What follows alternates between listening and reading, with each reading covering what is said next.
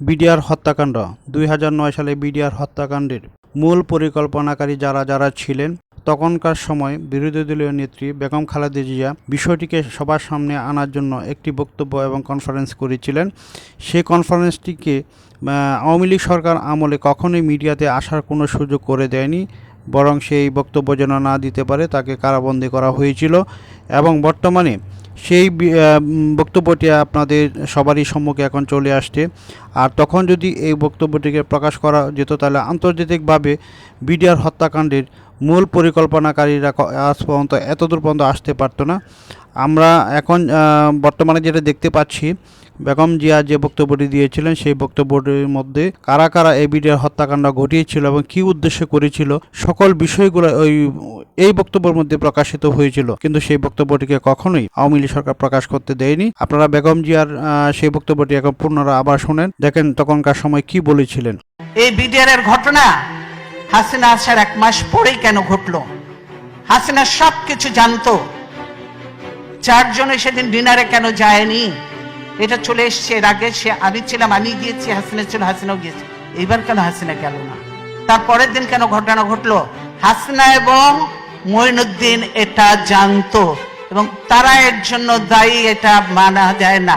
কাজেই হাসিনাকে একদিন জবাব দিতেই হবে এটার জন্য।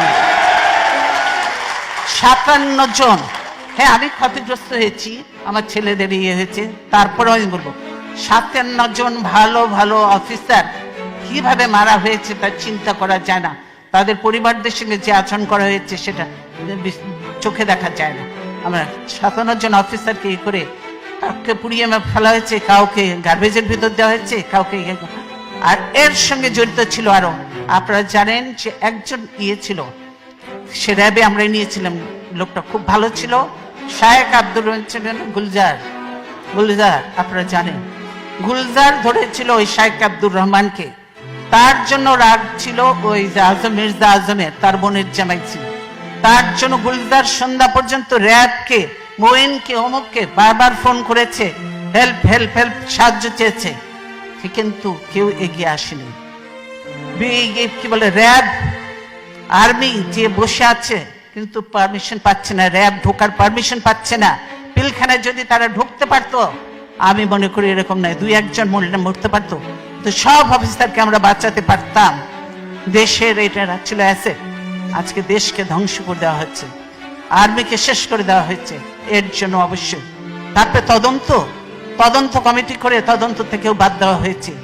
এমন সব লোকজন দিয়ে তদন্ত করতে যাকে দেওয়া হয়েছিল সেটা তাকে করতে দেয়া হয়নি। তারপর সে তাকে বাদ দিয়ে আরেকজনকে দিচ্ছে, দলীয় লোককে দিয়ে করে কোন রকম নাম কাস্তে লোক দেখাতে হবে, সেটা করেছে। কে করেছে? তাদের লোক। এইটা বুঝতে পারছেন। কাজে বিডিআর ঘটনার সঙ্গে হাসিনা এবং মঈনুদ্দিন সরাসরি জড়িত। তারা এদেরকে নিয়ে একসঙ্গে শেরাটন হোটেল থেকে খাওয়া এনে খেয়েছে। তাদের যে তখন একজন ছিল, কি ডিডিজি ছিল না কি ছিল, কি না, তৌহিদ তখন কোথায় ছিল? হাসিনার ওখানে ছিল না? নিজের পরিচয় দিয়ে গেছে, একসঙ্গে খাওয়া দাওয়া করেছে, সবকিছু করেছে, ভালো কাজ করেছে, বাবা দিয়ে পাঠিয়ে দিচ্ছে। এই হলো অবস্থা। কাজে শুধু এই ঘটনা নয়, হাসিনা অনেক কিছুর সঙ্গে জড়িত। এবং বর্তমানে যে জঙ্গি তোলা হচ্ছে বিদেশিদেরকে ভয় দেখানোর জন্য, যে এই দেখো আমি ক্ষমতা থেকে গেলে এই দেশে জঙ্গিদের উত্থান হবে, এই দেশে এইভাবে মানুষ হতে হবে, এই হবে। সেই জন্য তারেক বলেছে, আমি আর বলবো না, এই যে বলেছে, আমি শুধু ছবিটা দেখাতে চাই, অ্যালার্মিং কথাটা, অ্যালার্মিং, হ্যাঁ ছবি দিয়েছে, মানব ছবি বুঝেছেন।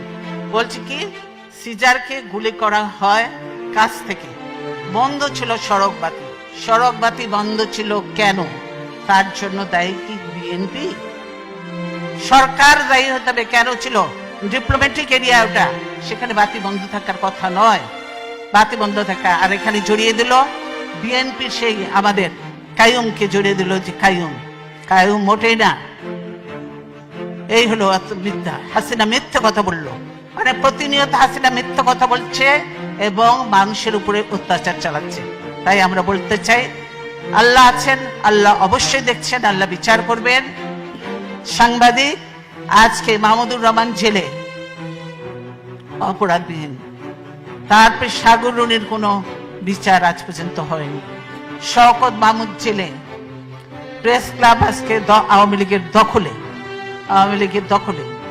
এখন সুপ্রিম কোর্ট বারও দখলের চেষ্টায় আছে। বার কাউন্সিল তো কোন রকম করেছে, ওটা নিয়েও একটা ভেজাল লেগে আছে। এই হলো অবস্থা। সব দলীয়করণ আর দখলীকরণ চলছে, জমি জায়গা থেকে আরম্ভ করে। সেই বাংলাদেশ এখন মুসলমান, হিন্দু, বৌদ্ধ, খ্রিস্টান কোন ধর্মের মানুষ নিরাপদ নয়। এবং যত দুর্ঘটনা ঘটছে তার সঙ্গে হাসিনা এবং আওয়ামী লীগ সরাসরি জড়িত, এবং তার পুলিশ বাহিনী, পুলিশ এবং র্যাব এরা জড়িত। তাই আমি বিদেশিদের কাছে আহ্বান করব, এই র্যাবের ইউএন মিশন বন্ধ করতে হবে, র্যাবকে বন্ধ করে দিতে হবে। র্যাবকে যে গুলি টুলি সাপ্লাই দেওয়া হয় এগুলো বন্ধ করতে হবে, নাহলে বাংলাদেশের নিরীহ মানুষরা মরবে, বিদেশিরাও মরবে। এবং এগুলো সব বন্ধ করতে হবে, র্যাব পুলিশ এদেরকে। পুলিশ এই দেশে দেখেছি, পুলিশরা হলো জনগণের সেবক, জনগণের নিরাপত্তা দেয় এরা। অথচ বাংলাদেশের পুলিশ জনগণকে ধরে নিয়ে যে ঘুষ নেয়, না হলে গুলি করে হত্যা করে জঙ্গলে ফেলে দেয়। এই হলো বাংলাদেশের পুলিশের অবস্থা। কাজেই আমরা খুব একটা খারাপ সময়ের মধ্যে দিয়ে বাংলাদেশ যাচ্ছে, আমরা অত্যন্ত কষ্টের মধ্যে আছি। তারপরেও আমি এতদিন গণতন্ত্রের জন্য সংগ্রাম করেছি, এখন অনেক বয়স হয়েছে, তারপরেও বিশ্বাস আছে, আস্থা আছে, আল্লাহর উপর বিশ্বাস আছে এবং আল্লাহর রহমত আছে। গণতন্ত্রের শেষ লড়াই পর্যন্ত আমি চালিয়ে যাব এবং দেশে গণতন্ত্র পুনঃপ্রতিষ্ঠা করে ইনশাআল্লাহ তারপরে দেখা যাবে আল্লাহ যা কপালে লিখছে তাই হবে। তাই আমি আপনাদেরকে অনেকদিন পর দেখা হলো, আবার কবে দেখা হবে জানি না, কিন্তু বলতে চাই আপনার প্রবাসে থেকে বাংলাদেশে কারো কথা বলার কোনো সুযোগ নয়। কোন সাংবাদিক কিছু লিখতে পারে না, ধরে নিয়ে চলে যাবে, মামলা দিয়ে জেলে ভরে দিবে, কেউ পারে না। যা দুই চারটা কথা আমি বলি, ধরলে ধরুক, কিছু আসে জানে ভয় পাই না। প্রবাসে আপনারা আছেন এবং আপনারা কিছু কথাবার্তা বলবেন, টকশো, এখন টকশোতে যেতে পারে না, আপনারা কথাবার্তা বলবেন, আপনারা লেখালেখি করবেন, আপনারা একটু জানাবেন, সেটাই করতে হবে। কাজে প্রবাসে আমরা বলি যে আপনার সোশ্যাল মিডিয়াটাকে আপনার বেশিভাবে কাজে লাগান, এটাকে কাজে লাগান। এবং এটা দিয়ে যেমন মিশরে সেই কি স্প্রিং রেভলিউশন হয়েছিল, বাংলাদেশেও এটা দিয়ে রেভলিউশন করা সম্ভব এবং গণতন্ত্রকে ফিরিয়ে আনা সম্ভব। তাই আমি আমার বক্তব্য দীর্ঘায়িত না করে আপনাদের সকলকে, আপনাদের অনেক মূল্যবান সময় দিয়েছেন, সেই জন্য আপনাদেরকে ধন্যবাদ জানিয়ে আজকের মতো বিদায় নিচ্ছি। ইনশাল্লাহ ভবিষ্যতে আল্লাহ যদি জীবিত রাখে তাহলে আবার দেখা হবে। ধন্যবাদ।